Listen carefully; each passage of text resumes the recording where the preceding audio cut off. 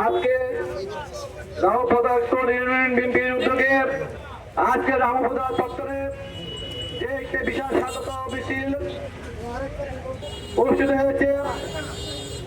যারা আজকের যারা বাইপাস চত্বরে আজকে মিছিল শহরে উপস্থিত হয়েছেন, আমি সবাইকে জানাচ্ছি সালাম, আসসালামু আলাইকুম ওয়া রাহমাতুল্লাহি ওয়া বারাকাতুহু। সম্মানিত উপস্থিত জানেন, আপনারা জানেন আগামী 12 ফেব্রুয়ারি আমাদের সেই ঐতিহাসিক কাঙ্ক্ষিত নির্বাচন হতে যাচ্ছে। সেই নির্বাচনে আমরা রামপদবাসী আন্তরিকভাবে আমরা একটি সুন্দর নির্বাচনের জন্য আমরা প্রহার করছি। আমরা রামপদে চাই একটি সুন্দর একটি নির্বাচনের মাধ্যমে আগামীতে রামপদবাসী ভোট দিবে।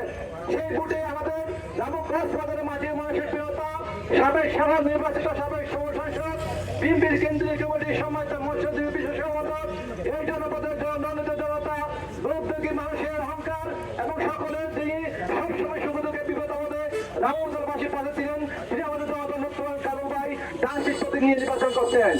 আমাদেরকে বলতে চাই, এই জনতা মুক্তমান কালু ভাই একটি নাম নয়, তিনি একটি ইতিহাস। সবাই জানেন এই মুক্তমান কালু ভাই যে সরকারের আমলে এই রামপদের সহ সকল কক্সবাজারে আমাদের নেতা কর্মীদের পাশে ছিল, যারা নির্যাতন নিপীড়িত ছিল তাদের পাশে ছিল আমাদের জনতা মুক্তমান কালু ভাই।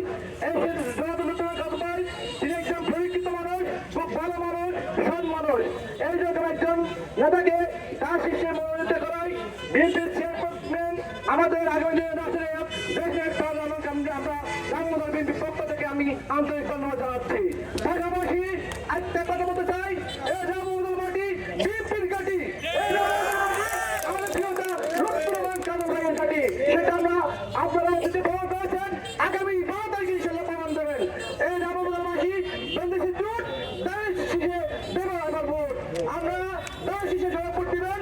শুধু তাই নয়, এই রামপদতে ইনশাআল্লাহ অন্যান্য যে প্রার্থী আছে সবার যারা মত ইনশাআল্লাহ আমরা বাতিল করবো, ইনশাআল্লাহ পরাস্ত করবো, ইনশাআল্লাহ তার শীষে ভোট দিয়ে সকল প্রার্থী যাওয়া হবে ইনশাআল্লাহ। আমরা চাই এই রামপদবাসী যখন বিদ্রোহী এই রামপদের বিপুল ভোটে আর প্রিয়তম কালু ভাই তার প্রতীকে ভোট